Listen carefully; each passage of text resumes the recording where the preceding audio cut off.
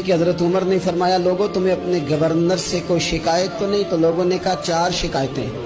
ایک تو ہمارے گورنر صاحب جب شروع میں آئے تھے تو فجر کی نماز کے بعد یہ آ کے لوگوں کے بیچ بیٹھ جاتے ہیں۔ اب اشراق چاشت کے وقت آتے ہیں، سورج پورا طلوع ہو جاتا ہے تو حضرت سعید بن عامر رضی اللہ عنہ آتے ہیں۔ اور دوسری شکایت یہ ہے کہ صرف دن میں ملتے ہیں، رات کو ملتے ہی نہیں۔ اور تیسری شکایت یہ ہے کہ ہفتے میں ایک پورا دن ہوتا ہے ملاقات ہی نہیں کرتے۔ اور چوتھی شکایت یہ ہے کہ کبھی کبھی بیٹھے بیٹھے رونے لگتے ہیں اور بے ہوش ہی ہو جاتے ہیں۔ آپ نے ایسا شخص گورنر بنا دیا جو دیوانہ ہے۔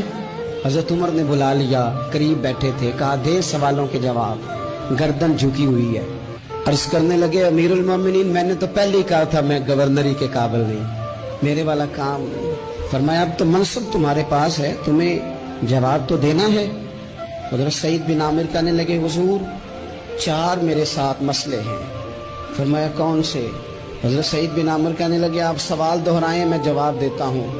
آپ نے فرمایا سعید لوگ کہتے ہیں پہلے تو سویرے آ جاتا تھا، اب تو اشراق چاشت کے وقت آتا ہے۔ گردن جھکائی، سناٹا چھا گیا محفل پہ۔ تھوڑی دیر کے بعد سر اٹھایا تو داڑھی پہ آنسو گر رہے تھے۔ فرمانے لگے حضور میرے گھر میں خادم کوئی نہیں، بیوی بیمار ہو گئی ہے، میں نہ سویرے اٹھتا ہوں، آٹا گوندتا ہوں، روٹیاں پکاتا ہوں، گھر میں جھاڑو دیتا ہوں، باہر آنے میں دیر ہو جاتی۔ پہلے جواب پر ہی لوگ رونے لگے، آنسو نکلنے لگے۔ حضرت عمر رضی اللہ تعالیٰ عنہ بھی روئے۔ پھر فرمایا کہ سعید تو دن کو ملتا ہے تو رات کو کیوں نہیں ملتا؟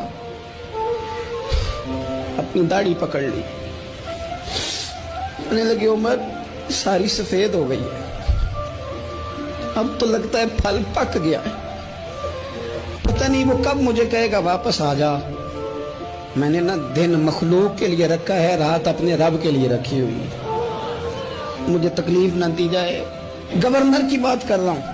پھر کہا سعید یار ہفتے میں ایک دن ملتے کیوں نہیں؟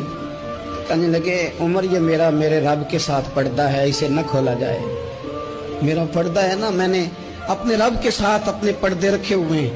فرمایا نہیں آپ بتائیں۔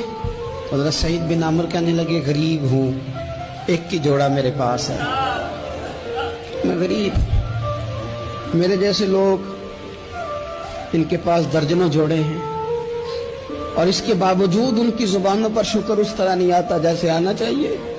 میں نے کہا نا کہ میری اجرت میری محنت سے زیادہ کیوں ہے؟ میرے محسن تیرے احسان سے ڈر لگتا ہے۔